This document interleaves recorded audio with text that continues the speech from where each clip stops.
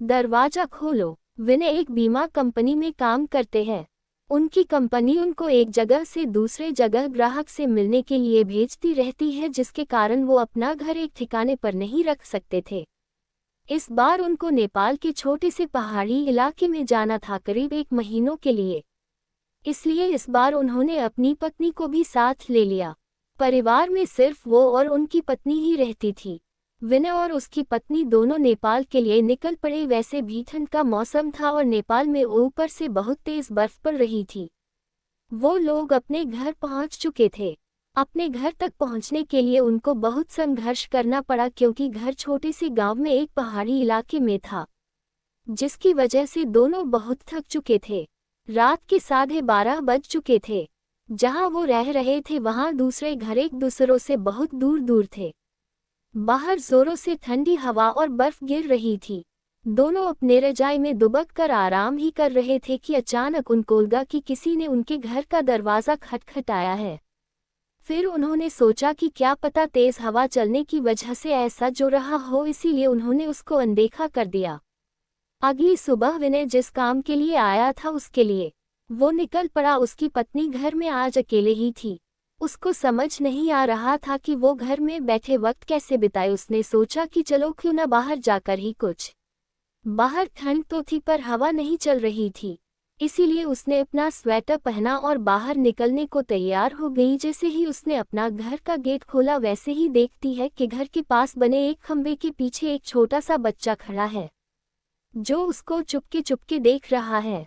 विनय की पत्नी ने उसको अपनी ओर बुलाया, पर वो नहीं आया और वो वहां से भाग गया। अगले दिन भी कुछ ऐसा ही हुआ। वो लड़का उसको फिर से घूरे देखा जा रहा था। इस बार उसकी पत्नी ने उस बच्चे को पकड़ लिया और पूछा कि तुम यहाँ क्या कर रहे हो। उस बच्चे ने कुछ नहीं बोला और न ही कुछ बताया। विनय की पत्नी ने उससे उसके घर के बारे में पूछा, तब भी वो कुछ नहीं बोल रहा था। आखिर में उसका नाम पूछने पर उसने अपने धीमी सी आवाज में अपना नाम सूर्य बताया और फिर वहां से भाग गया। उसको उसका व्यवहार कुछ समझ नहीं आया। यह सिलसिला ऐसे ही चलता रहा। वो बच्चा रोज उसको खंबे के पीछे से निहारता रहता था। उस दिन रविवार की रात थी। दोनों घर में अंगीठी के सामने आग ताप रहे थे, क्योंकि बाहर की हालत बहुत खराब थी। इतनी खराब कि कोई थोड़ी देर के लिए बाहर निकल जाए तो उसकी जान चली जाए। अचानक दरवाज़ा किसी ने खटखटाया। उन दोनों को फिर से लगा कि शायद हवा की वजह से ऐसा हो रहा हो। तभी फिर से किसी ने दरवाज़ा खटखटाया। इस बार खटखटाने की आवाज़ साफ आ रही थी। ये आवाज़ सुनकर दोनों डर गए, क्योंकि इतनी रात को वो भी जान ले लेने वाली ठंड में आखिर कौन हो सकता है। दोनों केवल एक दूसरे का मुंह देख रहे थे। अचानक दरवाजे के बाहर से धीरे धीरे रोने की आवाज़ आने लगी। तभी विनय ने जोर से आवाज में बोला, कौन है बाहर। कुछ देर तक आवाज तो नहीं आई, पर बाद में एक धीमी सी आवाज आई, दरवाजा खोलो, कृपया करके दरवाजा खोलो, बहुत ठंड है। ये आवाज किसी छोटे से बच्चे की थी। तभी विनय की पत्नी को ये आवाज जानी पहचानी लगी। उसने कहा कि ये तो वही बच्चे की आवाज लगती है जो रोज घर के बाहर खड़ा रहता था। विनय की पत्नी ने कहा कि हमें उसे अंदर लाना चाहिए। वो भागते हुए अभी दरवाजे के पास जा ही रही थी कि अचानक उनके घर के फोन की घंटी बाजी। फोन एक पड़ोस में रहने वाली औरत का था, जिससे आज ही विनय की पत्नी मिलकर आई थी। विनय की पत्नी ने फोन उठाया। वहां से उस औरत की आवाज आई, हेलो जी, मैं आपको बताना भूल गई थी कि अगर आपके घर के बाहर कोई भी दरवाज़ा खटखटाए तो उसको मत खोलना।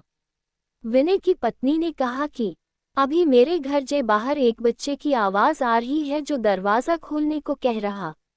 तभी उस औरत ने कहा कि नहीं, आप बिल्कुल मत खोलना, वो असल में एक आत्मा है। यहाँ जब जब तेज आंधी और ठंड पड़ती है वो तब तब सबके घर के बाहर जाता है और दरवाज़ा खोलने को कहता है। वो ठंड का बहाना बनाता है और दरवाज़ा खुलवाने की कोशिश करता है। अगर कोई गलती से भी दरवाज़ा खोल देता है तो वो अगले दिन बर्फ में दबा हुआ मिलता है। ये सुनते ही जैसे उनके पैरों से ज़मीन ही खिसक गई। वो सोचने लगी कि जो बाहर दरवाज़ा खटखटा रहा है वो असल में एक आत्मा है। उन्होंने ने दरवाज़ा नहीं खोला। अगले दिन ही वो दोनों भागकर पड़ोसी के पास गए और पूरे मामले के बारे में पूछा। उस औरत ने बताया कि इस गांव में एक परिवार रहता था। पहाड़ टूटने की वजह से उस परिवार का विनाश हो गया, बस एक बछवा बच गया। वो दूसरों के घर जा जाकर खाना मांगता। एक दिन बहुत जोरों से बर्फ की आंधी पड़ रही थी। वो दूसरों के घर के बाहर दरवाज़ा खटखटा कर घर के अंदर आने को गुहार लगा रहा था, पर किसी ने भी उसकी गुहार नहीं सुनी। ठंड की वजह से सब अपने घरों में दुबके हुए थे। कल सुबह होने पर उस बच्चे की लाश बर्फ में अकड़ी हुई मिली। आज भी कभी भी जोरों से बर्फ की आंधी आती है तो उसकी आत्मा सबके घर के पास आती है और गुहार लगाती है।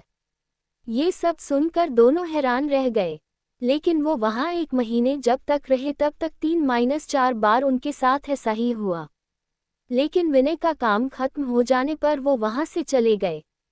पर विनय की पत्नी में दिमाग में एक रहस्य हमेशा बना रहा कि उस घटना के बाद जो बच्चा उसे रोज घर के बाहर दिखता था वो कभी नहीं दिखा और वो वहाँ से चले गए। रहस्यमय वीडियो देखने के लिए वीडियो को लाइक, कमेंट और शेयर करें।